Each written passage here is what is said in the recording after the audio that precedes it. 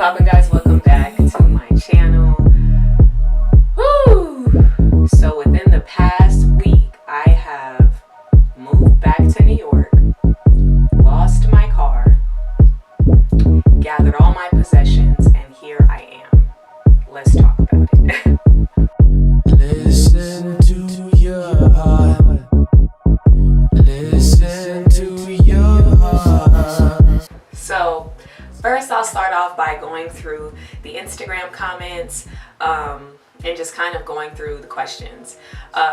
So the footage that I posted on Instagram from yesterday was some of the footage I had from yesterday, and I wasn't too fond of the video itself, and I was just stressing myself out about what I wanted to share, how I wanted to share it. But I was like, girl, just ask them what they want to know. So you guys really helped me a lot, and I really appreciate the support. And if you do not follow me on Instagram, please keep up with me on Instagram. At the end of every single one of my videos, I have a keep up with me option, and it'll have my Instagram, my email, and my Twitter. So if you do not have that, please get plugged in. I want to know what you would like to know, right? That's why I have these videos. That's why I do what I do, or whatever the case may be, because I want to know what you want to know. So please always fill me in. I want to get the conversation going. Okay, so my first question under my video that I posted yesterday is from Jade. She says, what was your major reason for moving back home? So I guess I can kind of just get into why I moved. So this decision was pretty much made within a week span. So I'm pretty impressed just overall by how life came at me fast, and I was able to do this. But when I sit down and edit, I'll put the calendar date of when we decided officially for me to move, and it's literally last Monday. Poppin' guys, welcome back to my channel. And I'm moving back at the end of this week. I'm speaking it because at this point I have no more time to waste. I don't know what New York holds for me.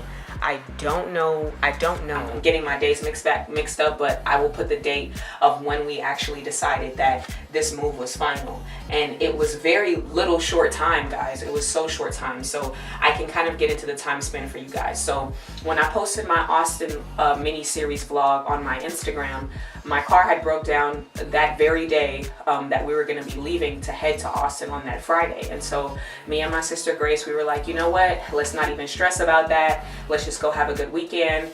Leave your car there and I'll get it towed and handle that, you know what I'm saying, when I get back. So when I got back, my car was starting. I thought it was okay. And before this time, guys, I was working 2 jobs. I was hustling. I was in the grind, and I really didn't see myself leaving Texas. I thought that Texas was the best option for me at the time, and I was prepared to keep on seeking out how I was going to make my money work for me and my lifestyle and my creativity and everything, guys. I did not see this life change coming. But clearly this life change said it's time for you to do it. It's time for you to leap and do something a little different. And so my car was the first lesson in showing me that. So fast forward, we come back from Austin. I get back to my car. It's starting up, so it doesn't seem like it's in bad shape. I'm just thinking it needs some daily maintenance. So I get it towed to the dealership, and they tell me that the issues that my car is having is actually extremely severe, and it's about $4,000 to fix this. Who has $4,000? Because I don't. Okay, and so shit got really real, right? And I had to make a couple decisions because I can't survive in Texas without a car, and I have these 2 jobs I'm working with right now, and let alone my creativity to be able to move myself around. And we're all adults. No one is easily available to take me where I need to go at whatever time. So it's just not realistic to not have a car where I'm at that time. So I really sat down with myself and said, okay, New York may have to be an option at this point, but if New York is right for me, every single hurdle I'll have to get through this week to make New York happen will foresee itself, period, right? Because what's for you is for you, period, right? And that's the logic behind that, okay? And so I kind of just took it step by step. I had the conversations that were necessary, and every single step of the way, things were working out in my favor. My jobs, they were totally, where I was panicked and had so much anxiety about sharing such alarming news, they were so accepting. They were like, look, life happens. Like, when things affect you emotionally and physically, you gotta remove yourself. And we really hope that New York gives you the clarity that you need. And so I had all these conversations off to the side. So that kind of answers, 2 to 3 of the questions I had, because I had another question from Brooklyn who said, "Woo, how are you feeling? Was this a spontaneous move, or has this been something you needed to be done before the year was up?" And so to answer Brooklyn's question, within everything I've just shared, I do think that regardless of the case, a huge change had to occur for me before this year was over. I didn't know what that change was going to be, but I knew that a huge change had to come for me within this year was up. And that's just on period, because I've been in such a consecration, a certain level of consecration, and I've been so sober-minded about what I need to fix, and I've been so in tune with myself, and I've been shedding layers this whole year, guys. Ever since I graduated, I've been a walking just transformation, pretty much every single month. Every single week, it's like something is occurring that's showing me large lessons that have to be grasped and dealt with and moved to the next one. And so, to answer your question, Brooklyn, I knew that a large change had to happen before this year was over, but I did not think it was a move. But with everything that's been happening, it made sense to me why this move happened, right? And I was quickly ready to embrace that fear of what came with planning and getting myself there and having the conversations that had to be had so that I can get myself here. As far as how I'm feeling good.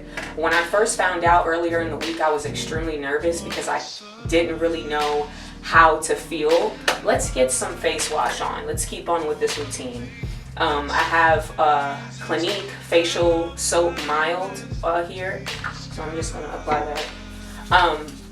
But yeah, how I'm feeling. When I first found out, I was extremely nervous. Not even because of the move, because to be honest, I was tired of Texas. I was really tired of it. Socially, just a lot of reasons I was super tired. So the change itself, I wasn't too nervous about.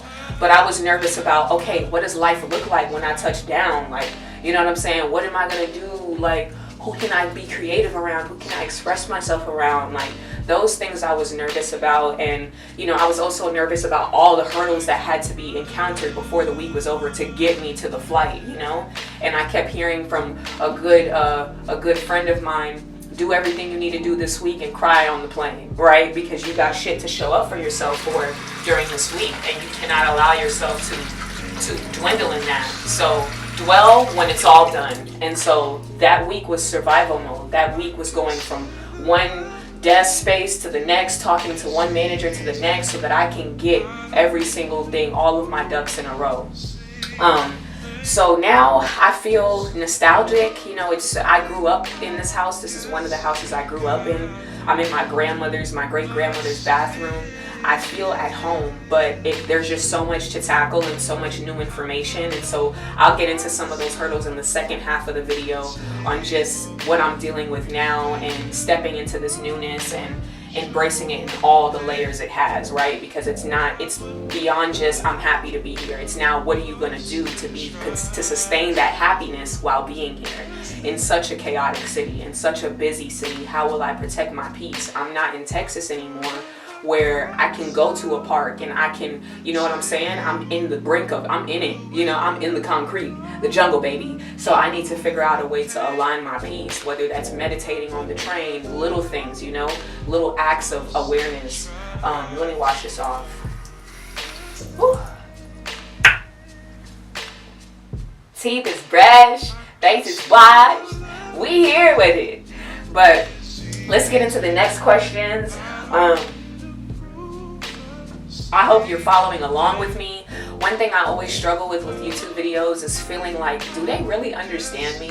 Like, it's so easy for me to understand filmmakers and people who document because I'm a viewer, right? So like on your side of things, you see the edited, curated, and like developed version. But while I'm just sitting here talking with the raw, uncut version, I'm like, am I making sense? Like, will I have to edit this out? Will I, But I think I'm actually doing pretty well for this video because you guys actually gave me a very clear blueprint on what you wanted to know. So let's move on to the next question.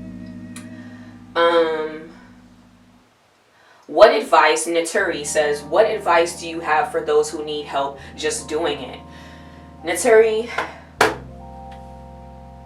you brought me here because to a deep place, because we're about to spiral.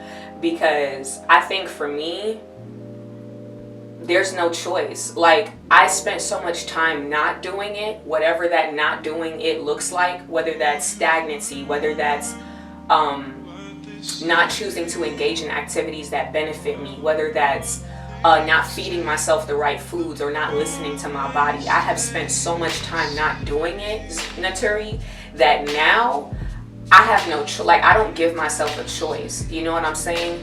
I think that doing it is a means of my survival now. It's on my list. Before it's on my list, but if it doesn't get done, I'll be alright. But now I've seen how months, weeks of not showing up for yourself really, for me personally, can cause me to self-destruct. So I keep my self-care, I keep my choices, my discernment very close to me. And I tap in every chance I get. So those little acts of tapping in looks like meditation, just stopping and asking yourself how you feel, whether it's about what someone said to you or how you responded to somebody. Just really taking those moments to stop for a second, making sure my mornings and my nights are spent in solitude, in reflection, that I always can at least just check in with myself, moving my body. You know, I've been on the subway a lot these past couple of days. I've been walking around a lot, and you know, I can carry anger in my lower back and not even know it, and that pain may be making me in an ill mood. So stretching kind of helps me stay in tune and be like, oh shit, it was really just a cramp. Bitch, you were really just cramping, you know? So stretching, moving my body helps so much. But I hope that really answered your question. Just make doing it not a choice. And I know it sucks to be serious with yourself, because then you feel like you're being really hard on yourself, but there certainly is a line where it's time to grow and where you're being hard on yourself, and you know that line. So I hope that answered your question. Let's see. So now we're gonna go to the actual question board. I'm loving how this video is going. Thank you guys for the good questions. Let's see. My friend Yana says, why'd you move back? How are you feeling being back? I feel good.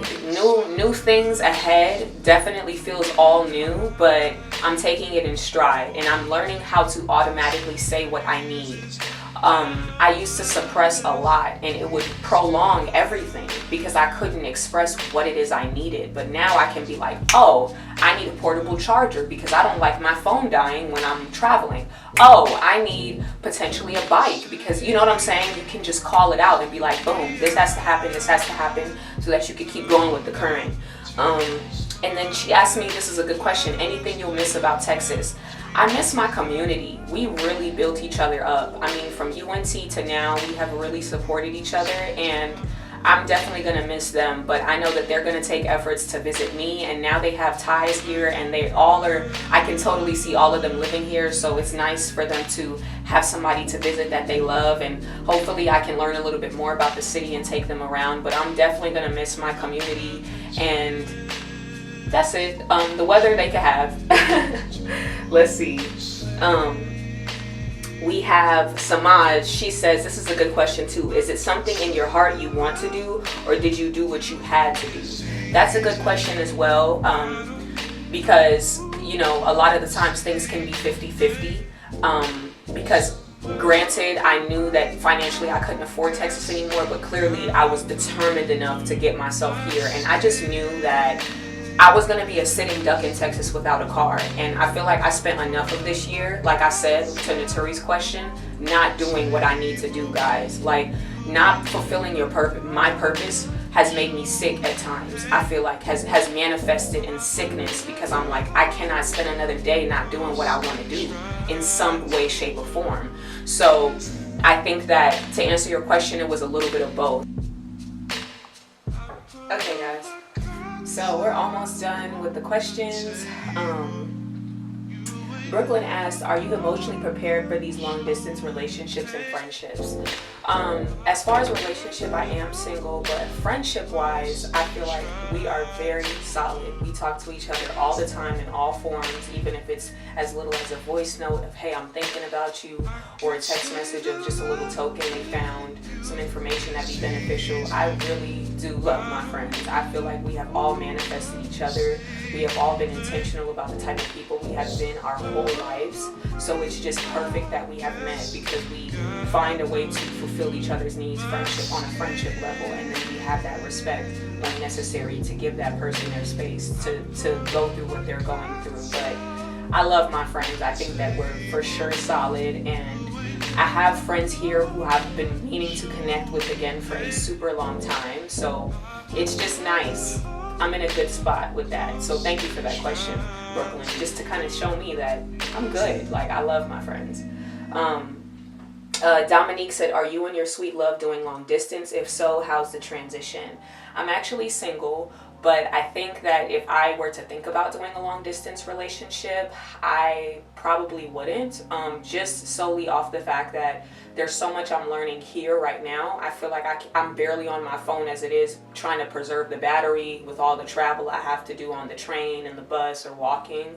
And, you know, when I am touching base, you know, it uses as much battery as it does. And, you know, maps, it just eats your battery up, honey. So it's just, you know, long distance is all about that phone. It's all about communicating. It's all about making sure, you know, y'all are good. And I don't know if I'd be the best at that right now. Let's see. I think that pretty much wraps up all the questions. So let me go ahead and get showered for you guys, get my hair out. We'll do like a spray. I do a little scalp spray when I have protective styles in. And the spray usually consists of peppermint, tea tree, and rosemary. I always forget that one. And some water. So I'm going to put that in my scalp, refresh it up a little bit. I just like to put little practices, guys, little peaceful practices in there. Peppermint on your scalp really helps for your brain to feel just free. It helps your scalp breathe, so it's really relaxing for me, and of course it helps with hair growth as well. So let me go ahead and shower up, and I will be right back. And then after the spray, we'll probably head out to the roof and do some closing thoughts. And so if there's anything you can relate to so far, please comment, like, subscribe, and I will be right back.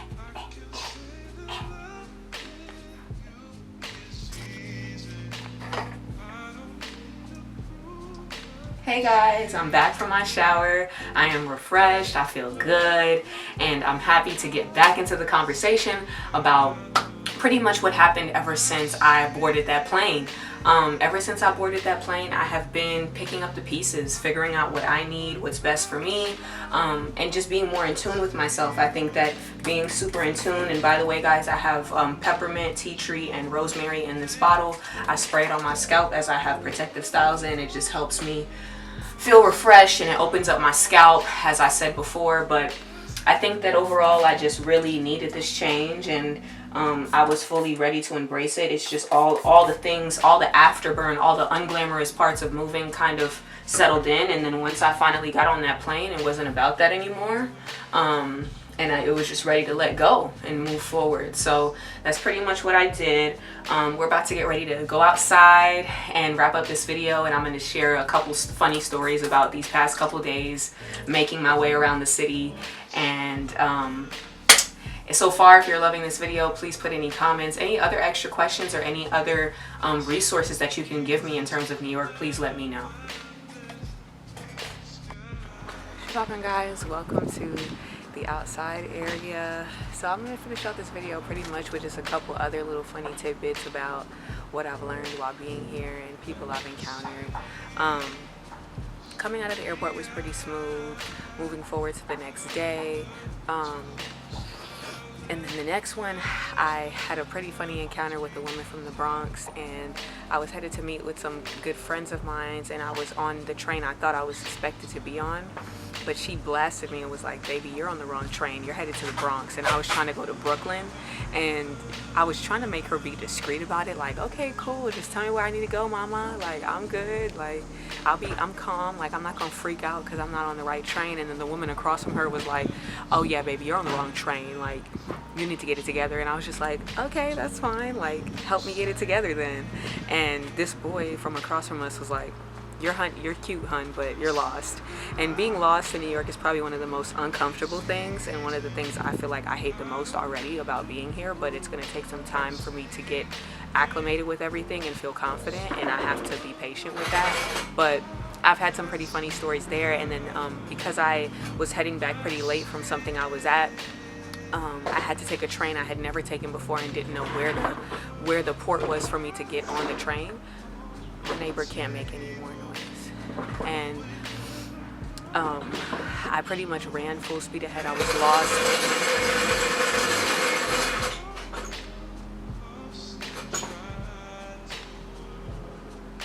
Like, dude. But I was in this big ass train and I was lost and I didn't know where to go. And this black man was like, okay, honey, what do you need? Like, where can I take you?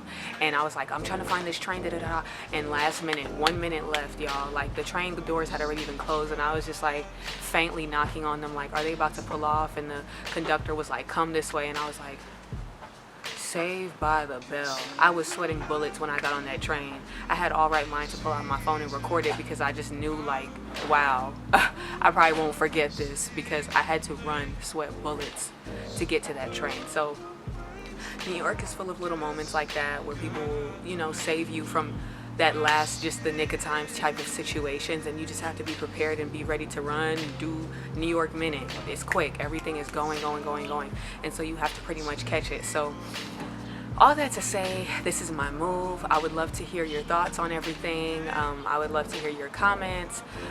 If you want any other video ideas that you could think of as I'm fresh to the area, like, what do you want to know? Do you want to know some of the thrift areas? I found some pretty good thrift shops and they're really good, and I got some stuff, so I'm thinking about doing thrift hauls.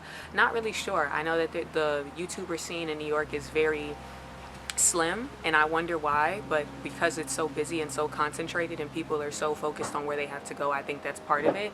But I'm determined to keep giving you guys videos, and I'm a little bit more calmer because I'm just looking around for bugs, and I'm just like, bugs, you know, and being outside. But I love this scenery, I love the greenery. Like, my booty crack is itching, like, I just don't get it.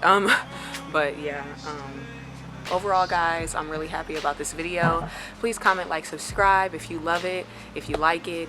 If you have any comments, please put them down below. I will be giving you guys more videos this week. I think I have one more other idea that I want to share before I just kind of open it up and just start doing other things. But I'm here to give you guys all the interesting angles. I'm just kind of like, how do I secure my camera through all this? I want to make sure everything, like, I've already almost dropped things several times today, and thankfully nothing has broken, all because I'm trying to do different angles and experiment and do different things. And so I think that I have to be extremely mindful of that, but we're going to find a ton of different ways. I know for me as a viewer, I love different angles. I love interesting, you know, just ways of doing things. So I'm gonna keep trying to do that and infuse that into everything and just keep my creativity going. So thank you guys again for watching, and see you guys in the next one.